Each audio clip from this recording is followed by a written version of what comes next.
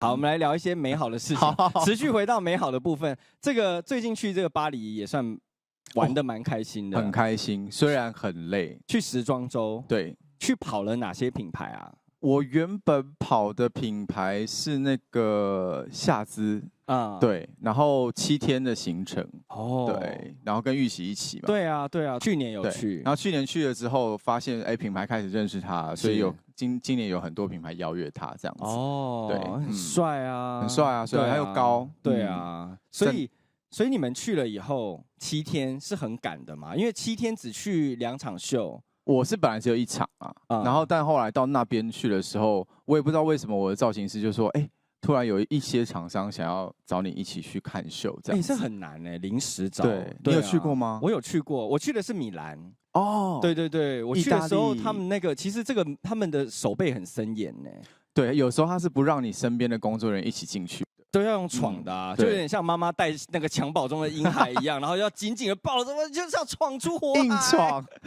对啊，因为他们那个保镖是很壮那种老外，然后真的是很凶，就平常在那个好莱坞明星旁边那一种身高。我跟你讲，是像黑道的那一种，就是已经有到那种很粗犷那种，就是可能你打不过他，还是想说算了。而且因为你去意大利，你应该遇到是黑手党。有，还好那时候很乖，进不去我就说啊，没关系，还给人家硬闯，不敢了。但你这一次去还有一些奇遇，对，我有发现你有一个蛮奇幻的故事，就是你在拍照的时候，其实这是我一直很喜欢，就是外国人他们的一种自在感。是，就他们不会觉得跟陌生人接近是一件太需要思考太多，是，然后也不会太有防备心的一件事情。对，这就是我在刚要掐下去的那一时刻，他就进来了，我完全没有发现他，他就是经过的人。对，然后我才怎么有一个人搭我肩，然后就离开，然后还回头跟我笑说拜拜这样子。原本以为是艳遇，没有吧？没有想那么多，那时候脑袋应该没有这2个字。但是在国外其实算是美好，但有的时候你也知道要小心呢。你说他来搭你的肩，然后就从你口袋里面把手机拿走。我倒没有，没有。你知道吗？钱包还在吧？还在啊。但这张照片是你好像有讲说这是此生最爱的啊。对啊，因为他的笑容很对啊，他好上进，没有防备心。所以我嘞，你很帅啊。可是因为你知道，就是他是很突然的，对，就特别很说不上来。而且这个 moment 是不是你刻意可以就是叫他做出这样的样子？对，所以刚好那个 timing 加上摄影师的快门，是对。然后我的表情虽然没有到位，但是他有做出一个反差啊，算是一个奇遇。对，但你在巴黎没有艳遇吗？这么想问艳遇这件事没有啊？国外啊，因为你知道外国人很喜欢亚洲人是这种眯眯眼。对，我现在不适合有艳遇啊。飞单。对，飞单。对。所以也另外一半也有一起去。有啊。好，那就没有什么好艳遇的了。不好意思，我失言，在这边呢，向炎亚纶说流汗呢，道歉，免得他回去说。今天去上了一个节目，对，然后主持人才主持2年，很新。那你上次然后还问一些不得体的问题。那你上次去意大利有艳遇吗？没有啊，还是你有开软体？那时候有开，但是我跟你讲，因为他们那边的那个风俗民情跟亚洲很不一样。怎么样不一样？就是他们那边喜欢就是你到现场，所以我们有去那边的酒吧，面交，对，他们喜欢面交，他们反而对这种网络的比较还好，不太信任。对，所以你等于是，如果你去，比如说去国外，你还是直接到，比如说酒吧或者是他们聚会的地方，他们要约一个地方啦，是，不能直接约到就是住处这样。对啊，而且我也不敢啊，约到住处好像 Uber Eats， 我不敢，好不好？那太可怕。如果在国外，万一是什么样的？对啊，劫色就算了，劫色不就是你要的？好烦哦，今天约了一个主持人来，就被反攻。后来因为最后一次我遇到你，就是在那个记者会，对，在那个一家意大利餐厅，对。然后那时候是很盛大的签约，然后包括那时候，好像要嫁女儿一样，那个亚明哥也一起来，然后就是这个算是一桩喜事啦，算，对。但没多久就出事了。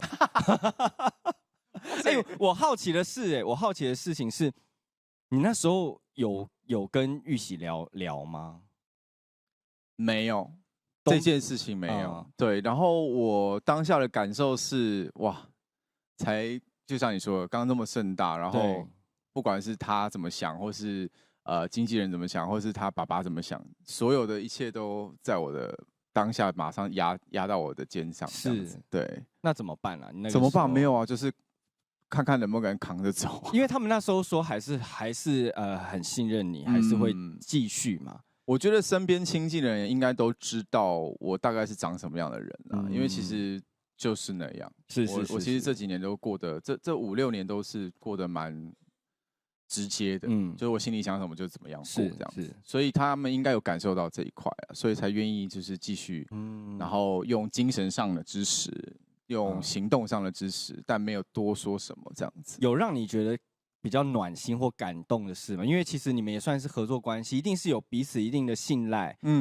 然后因为他那时候他们有出来嘛，所以我们知道说，他们的态度是怎么样。他们有一直在，他们其实没有多说什么，也没有说什么很刻意传简讯，而是就是把平常的互动当成很平常。这对我来说就是力量。真的耶。对啊，你。大家可能会想象哦，遭遇这个巨变，然后可能会有什么样行为上的改变啊，或者是说很 drama 的事情啊。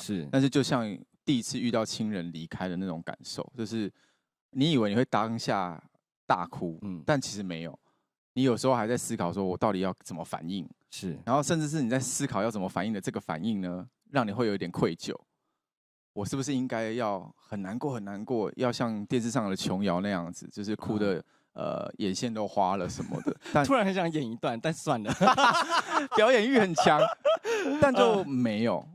旁边的人只要像日常一样生活，然后也像日常一样对待我，那就是力量。我觉得你说的是很对的一件事，因为毕竟我也经历过一些你知道小小的风浪，真的假的？在你面前是小风浪啦，对对对，帮我维基百科一下，等一下私下跟你说。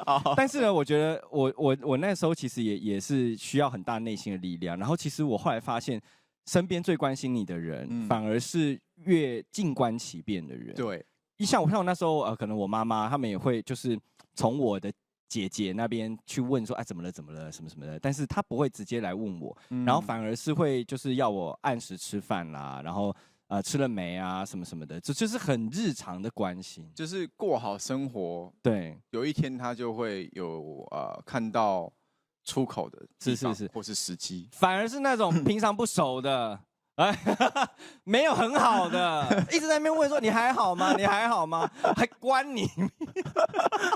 你有遇到这种的？有，你那时候应该也很多这种冒出来的吧？可是因为我当下就直接换了号码啊，对，因为对我来说，它就是一个很奇怪的存在。是，对，也算是，有的时候我觉得经历过人生的一些有点像突破点，它让你经历的时候不一定是不好的，也许会让你找到，就像你刚刚说的，生命会找到新的出口。对，其实我算是幸运，我有一群朋友啊，他们也是只要有什么新闻比较大的时候，他们就会说，我们去你家坐坐。然后就会10几个、20个来，哇！然后他们也没有干嘛，就是跟着吃晚餐，然后跟我妈喝点小酒这样子。难怪你要搬家对，太急，不然这样子哇，一次这么多人进去，那个狗仔就想说，我们今年的那个扣打满了。对，但是你会在经历，因为他们现在都结婚了，所以也真的说实在比较难聚在一起。是啊，所以你会回想起来，会觉得哇，那阵子。不管在哪一个时间点上面，他们做这件事情真的是一个很不容易的事情。对，所以以后你就知道，如果万一是身边其他人遭逢巨变，怎么样去安慰他？其实你就是按个电铃，然后坐在他旁边，你也不一定要讲什么。是，这倒是陪伴很重要啦。但你还有2个好朋友，鬼鬼跟阿本，对，也是算是圈内跟你比较 close 的。对。他们也是用一样的方式啊，就是走啊，吃饭啊，对啊，今天去你家明天来我家这样子。那时候你，因为我很好奇，就那时候你怎么样去面对，比如说出门这件事情，或者是比如说进入群众这种状态。我坦白说，这一次是确实我待在家里最久的一次。待多久啊？我至少有几个月吧。就是除非要真的必须出门，我是基本上都是在家里。那你这样很就是很不自在，就是因为你要一直待在里面，然后反而你会一直就是循环那些问题吧。然后，但是到后来，我觉得出门几次之后，我感受到一些奇妙的反馈啦，邻居也好啦，或是路人也好，就渐渐觉得，好像那个恐惧有比想象中的还要小一点，对，然后恐惧本身也被我想象的过大了一点，是，你那时候有想说，那不然干脆就退出演艺圈这样子？那时候没有去想这个，就是也没有思考到这一题，对，因为要处理的事情太多，真的耶。而且那时候还要面对你知道媒体啊那种颈椎啊，对，后来媒体是比较被我放生的那一边，轮不到我随便的，真的。而且你其实因为我知道你是一个很爱在社群上面互动的人，对。但你觉得最近我应该是你最近很长，但是不是我是说，但你那个时候你怎么忍？你该不会有个小账就是疯狂的意思？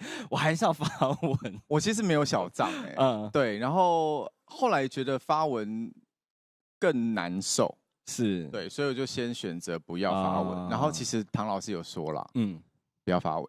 哦，他是以一个过来前辈、资深前辈的这个，他是拿出那个星盘，他是拿出星盘吗？天蝎座本月不宜发文，对，不宜开炮。他确实有提醒我了，是，哇，那他算你生命中的已经算是好友兼贵人了耶，贵人算蛮多的，真的。像还有一个你们可能比较没有把它联想在一起的，就是视网膜，他其实也是一个很常陪我的人，真的哦。对，他的狗很可爱，接不下去。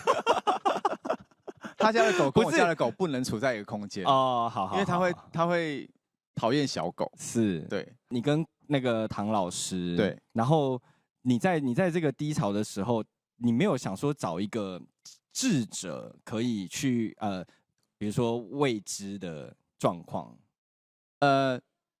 当然，我觉得每个人在生命里都可以是智者，但是在你真正遭遇事情的时候，能够指引自己的只有自己啊，也是，因为你其实必须要完全的内化 focus 在自己身上，你才不会崩解。这倒是啊，你要有很大的精神力去支撑自己，因为我觉得做艺人本来就很辛苦，像我刚刚一开始开场讲的，就是你不能这样，不能那样，不可以这个，然后又不能那个，但是就是真的那么多的拘束以后，然后到现在这个时代，你怎么样瓦解这一些？你知道，我已经算是无拘无束，对，我已经算是为所欲为的人。对，因为我很好奇的是，比如说你在网络上面或者是在工作上面，你有点像是那个战无不胜的战神，然后打不死的蟑螂。对，那像这种，比如说你会不会觉得你因为有一点好战哦，然后引起很容易是吸那种黑粉、吸恶意攻击的这种状态，招黑体质。因为大家比如要吵架，找一个不会吵的人有什么好玩？那我就找炎亚纶，他很会吵，因为最爱看炎亚纶在那个留言里面骂别人。